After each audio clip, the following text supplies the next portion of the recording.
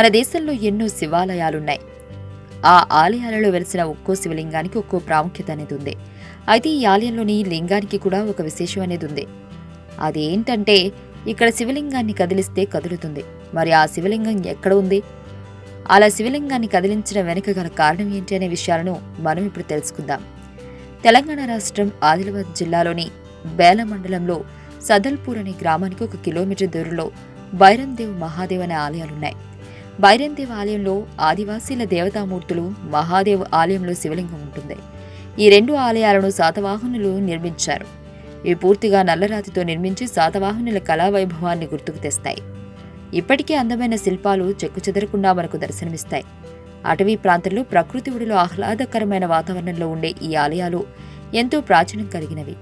ఏటా పుష్యమాసంలో భైరవదేవ్ పక్కనే ఉన్న మహాదేవ ఆలయాల్లో జాతర నిర్వహిస్తారు. అటవీ ప్రాంతంలో ఉండటంతో ఇక్కడ నిర్వహించే జాతరను జంగి జాతరగా పిలుచుకుంటారు. మండలంలోని అతి పురాతన ఆలయాలుగా ఇవి నిలిచిపోయాయి. ప్రతి ఏటా పుష్యమాసం నవమి రోజున ప్రత్యేక అభిషేకాల ద్వారా జాతర ప్రారంభమవుతుంది. ఈ ఆలయాల్లో కోరంగి వంశీలతోనే పూజలు ప్రారంభిస్తారు.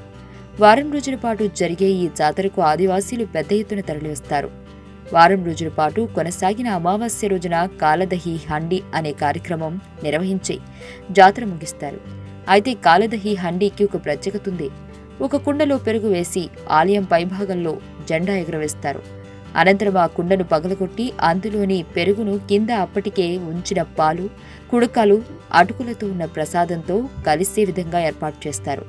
ఇలా పెరుగుతో కలిసిన ఈ ప్రసాదాన్ని భక్తుల చేతులకు ఇవ్వకుండా ఆలయంపై నుంచి విసిరి వేయడం ఇక్కడ ప్రత్యేకత.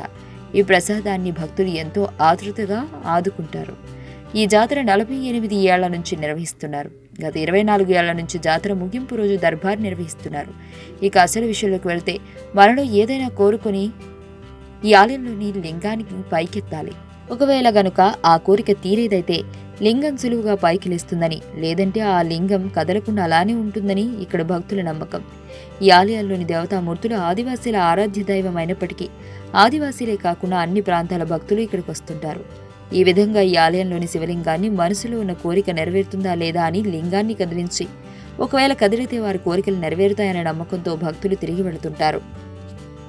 అంతుచిక్కని రహస్యాలు, మరెన్నో మనకి తెలియని పురాతన కట్టడాలు, వాటి వెనక దాగిన నిజాలు, పూర్వీకుల ఆచారాలు, మరెన్నో మూఢ విశ్వాసాలు, ఇలా కాలగర్భంలో కలిసిపోతున్న రహస్యాల కొరకు సబ్స్క్రైబ్ చేయండి రహస్యవాణి ఛానల్.